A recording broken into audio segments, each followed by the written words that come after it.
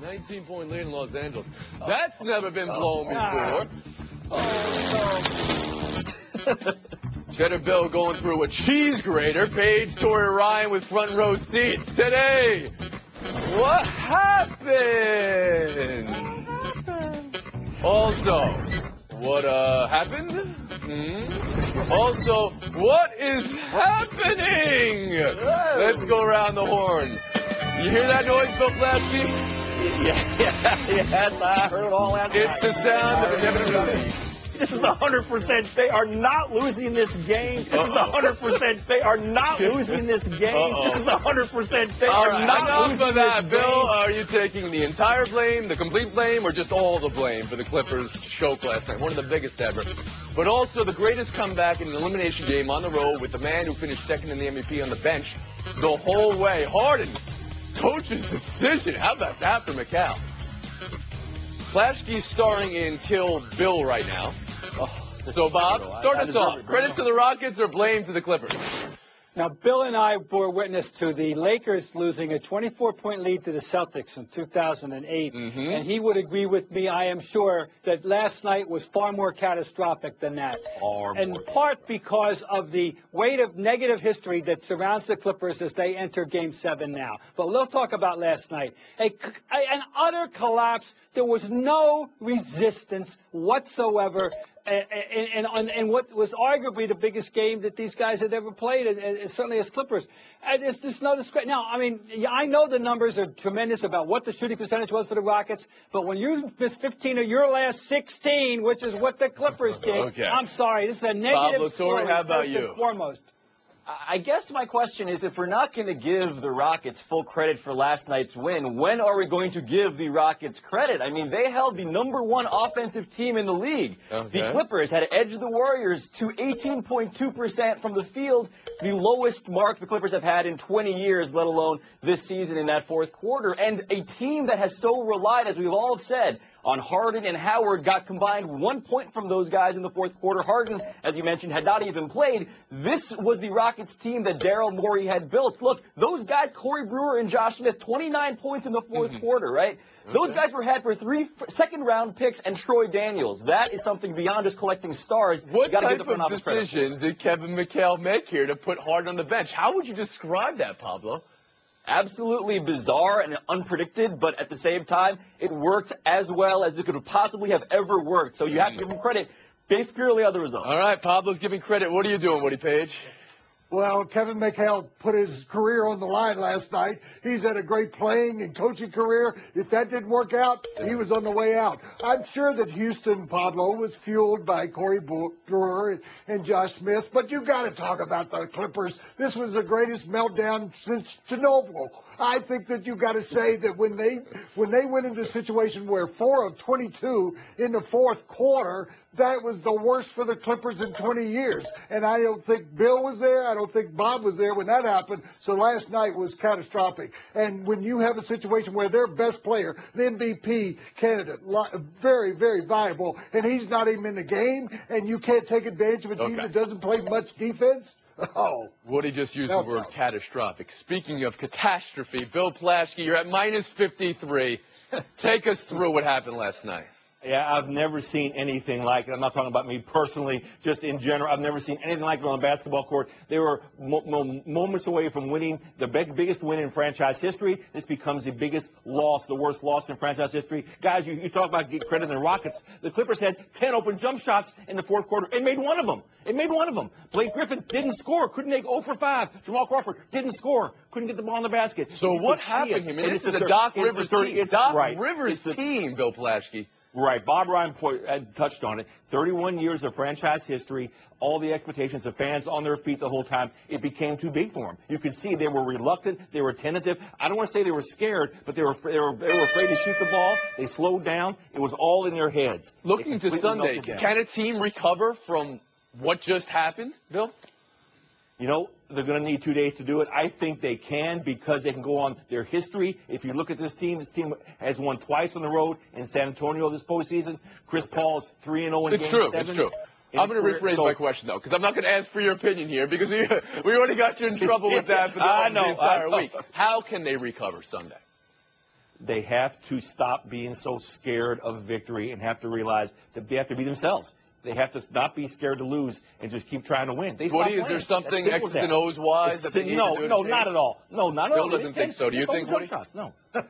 Well, Bill, keep talking. That's okay. You told us the Houston Rockets were the worst team you've ever seen that won 56 games. What they've got to do is... Nicely done. Thanks for reminding us, Woody. Yeah, I just want to mention that I think in terms of X's and O's that they've got to get their bench more involved. And that's so difficult on the road, but they have got to get Crawford untracked. He's got to be a big difference on the road. And that if they don't do that, they're not going to have any chance to win. Pablo, how does Los Angeles recover from this? Can they? Yeah, I mean, I think they need two things specifically. Number one, DeAndre Jordan needs to come back and be a person again. He disappeared literally from the court because in the previous game before last night because of foul trouble, and they got outscored by 21 points when he was off. Last night he played 41 minutes, had 8 points, a total non-factor offensively. And then on the bench, as what he was alluding to, Austin Rivers, right? Austin Rivers, we've seen his carriage turn back into a pumpkin officially now. Can they get anything out of that guy? Because the bench with Spencer Hawes and Glenn Davis, not exactly. So you think this comes down to the bench? Even though we saw what Blake Griffin did in the fourth quarter yesterday. You've seen what Chris Paul did in the fourth quarter yesterday. And what Chris Paul's done in his career, he's had some great moments. We saw it last series against San Antonio, but he hasn't made this run into the postseason. Bob Ryan, how is it possible for Los Angeles to recover from this? History tells us it is possible. In 2002, the Celtics came from 20 down to beat the Nets in Game 3 and never won another game in the series.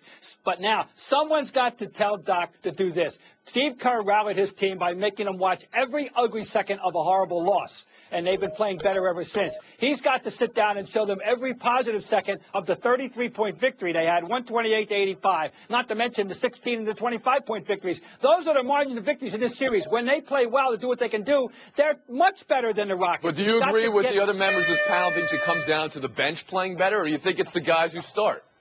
I think one guy on the bench is capable of making a difference, frankly, and that's Jamal Crawford. If he can have a 20-point Jamal Crawford game, they'll be just fine. Who you got on Sunday, Bob? Houston. Pablo. Houston. Woody Page. We have no problem. Houston. Flashkey. Clippers are going to... That's fine. I'm glad you picked. I didn't even want you to say it. I didn't even want you to get you in that position. You know, we're going to get through this. 54 times. We're going to get through this. Whatever doesn't kill you still hurts a lot. But look, Woody said the Bulls were going to blow out the Cavs in their series. Yes, let's remember that. Look at this. Things are looking up for Plasky. Look at this. All right. Dellavedova. Where did this come from last night? No love. No Kyrie. LeBron's worst game of the postseason. And Dellavedova. And Tristan Thompson. J.R. Smith. Even Shumpert. Pablo, what did last night's win tell you about the Cavs?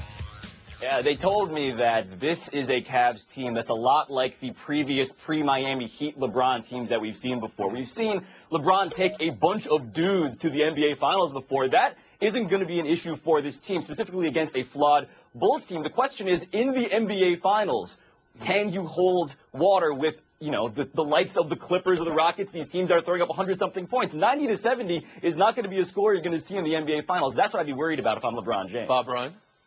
There are two people who were very, very proud last night. One was LeBron James, who was just like a proud papa, talking about his lads last night, on a night when he wasn't the dominant player, at least not on the scoreboard. The other was the general manager.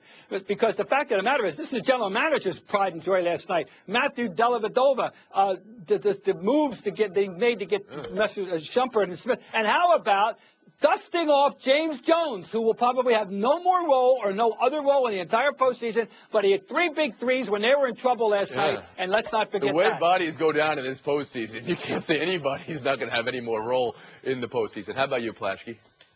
This just shows to me LeBron James is the biggest game changer in all of sports. He can play with anybody, and they can get through this. This is his 5th straight conference finals, where Chris Paul's played 10 years, hadn't made one yet. Okay, but Bill, I know you were at the Clippers game. Last night was not about LeBron, right? It was about the other guys. That's the thing. But that's what LeBron gets everybody involved. He gets them playing that way. He makes them better. Woody Page, you're going to continue to take your medicine. Please tell us what you saw from the Cavaliers last night. Well, Bob, there was one other guy very proud. I think that's Blatt. Blatt didn't go splat. He didn't screw it up.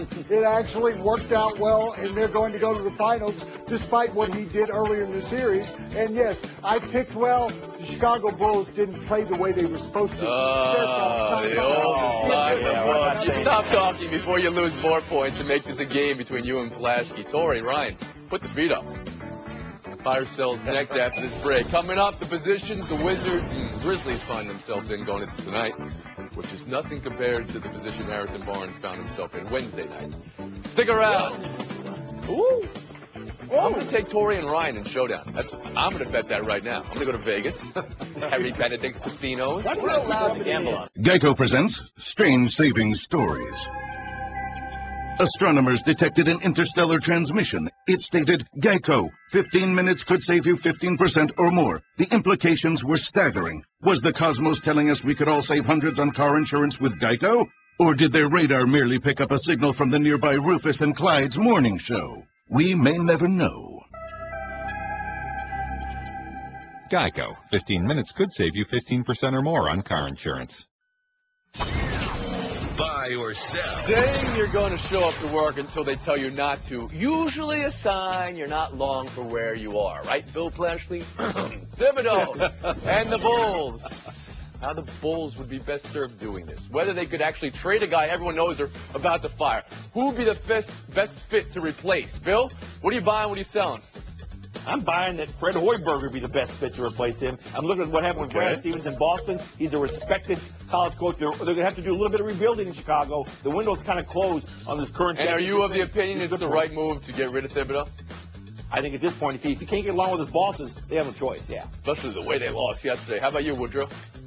Scotty Brooks, he has been a coach of the year. He took his team to the NBA Finals. I like the pace of play. They already have a defensive concept in place. I think they just need to figure out how to get more scoring out of that team. And okay. Wasn't Thibodeau the defensive concept, though? Wasn't that all him? How about you, Pablo Torres?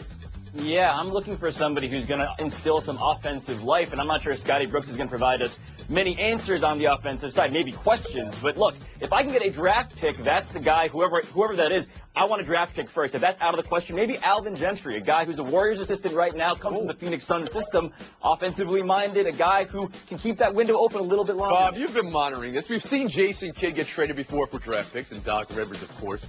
But the idea that everyone knows they want to get rid of Thibodeau, how can they get a draft pick in return? Yeah, that's a very good point. I don't really have the answer to that. You know, talking about who should replace him, well, Billy Donovan's spoken for. If he were 10 years younger, I'd say this is the spot for Tom Izzo, but it's too late. It's not going to happen. The name you hear, and who am I to argue? Tyrone Lue. Give him the job. Okay, but Thibodeau's gone for you as well in Chicago.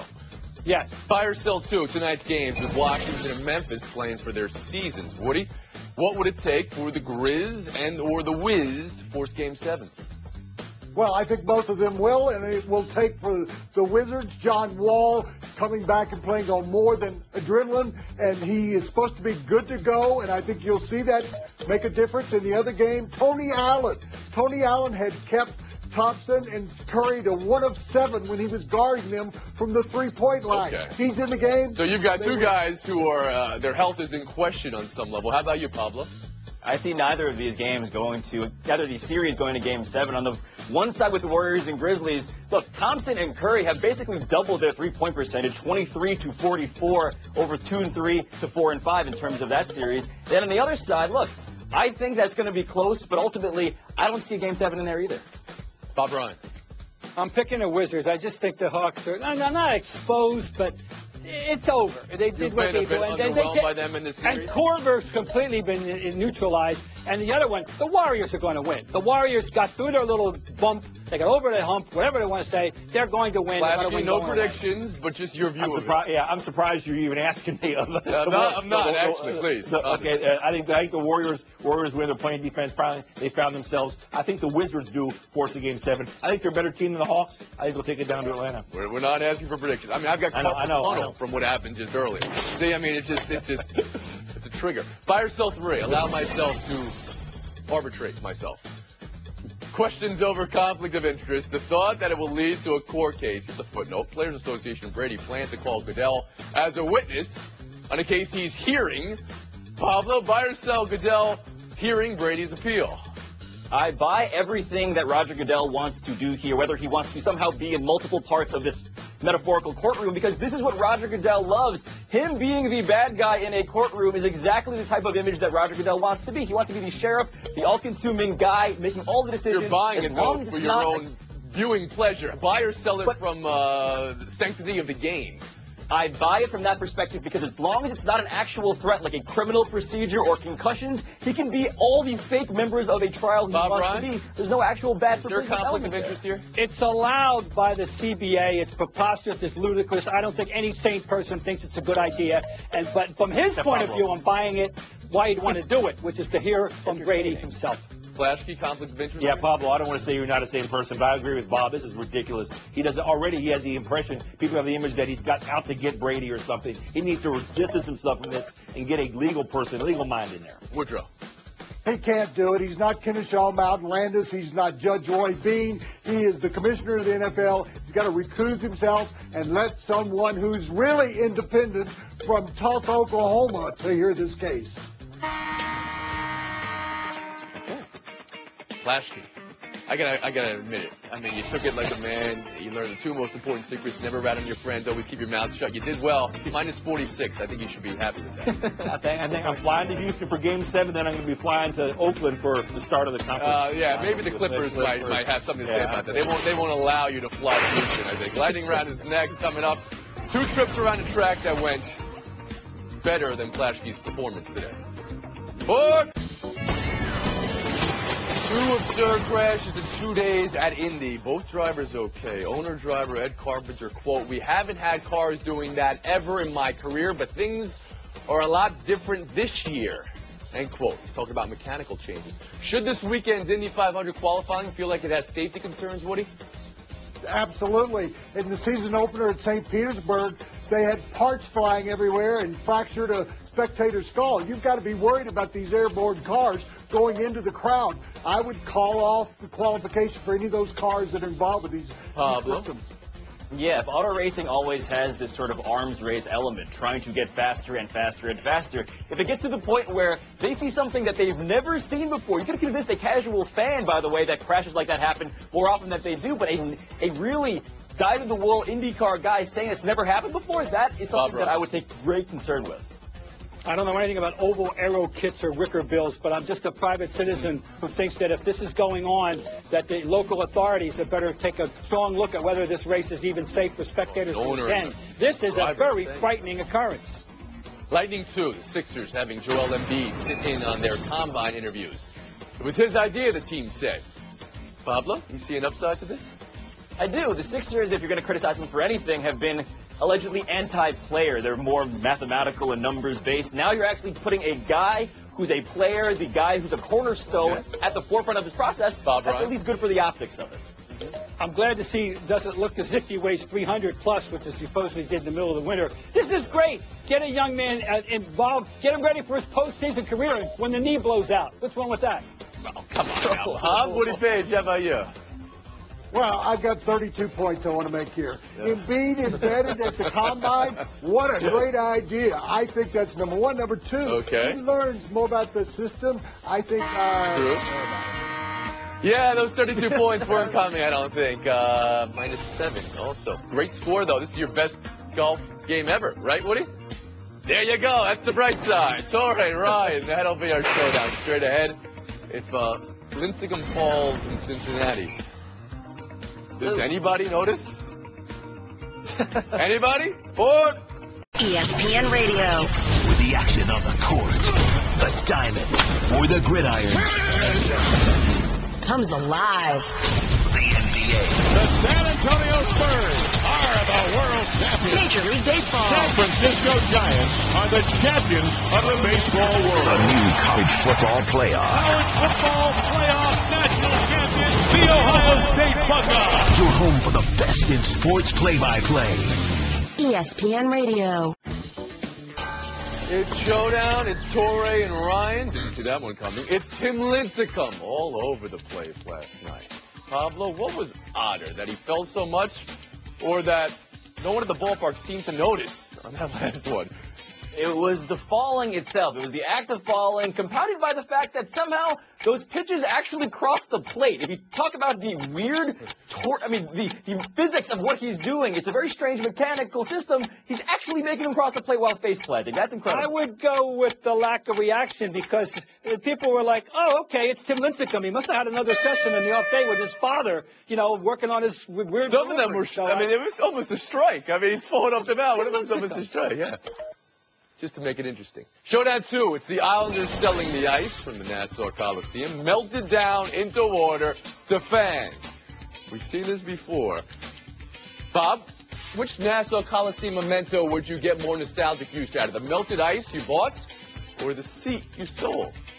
Well, don't be sure the melted ice is the real deal because those things are phony baloney. The seat, oh, yeah. I own a seat from the Boston Garden, by the way. I'd love to have a seat that could potentially be hot from the Nassau County Coliseum. Oh, yeah. I think that would be cool. But you know what else that seat will have? That seat may also carry the various bacteria and germs from the Nassau Coliseum over decades. Look, Bob may be an ice truther, but at the very least, you'll know that's probably clean. You don't think the ice has any bacteria on it? What are you talking about, Bob? Put it in a bottle. You should never see how much a hockey player bleeds? Bob Ryan's getting the FaceTime here. It's May 15th, and I'm telling you, look out for something big in baseball tonight. On this day in history, there have been 5 no-hitters, some from people you never heard of, some from people you might have. You ever heard of Nolan Ryan? Well, his first of the 7 was on May 15th. Another guy who threw a no-hitter on May 15th was Virgil Trucks. All right, now, in addition to which, there was a 1-0 18 shutout thrown by Walter Johnson against Lefty Williams in 1919. And finally, on this date in 1941, Joe DiMaggio got a single, and 55 games later had the most famous hitting streak in baseball history, and the best one, 56 games. So tonight, you better be ready. Something big's going to happen in baseball tonight. Nolan? All right, that's all I need to hear. Good do it, folks. 71.5-hour break. We'll see you tomorrow. Two of baseball's best go head-to-head in interleague action when the Tigers head to St. Louis to face the Cardinals. The pregame at 7 Eastern, first pitch at 8, Sunday on ESPN and ESPN Radio.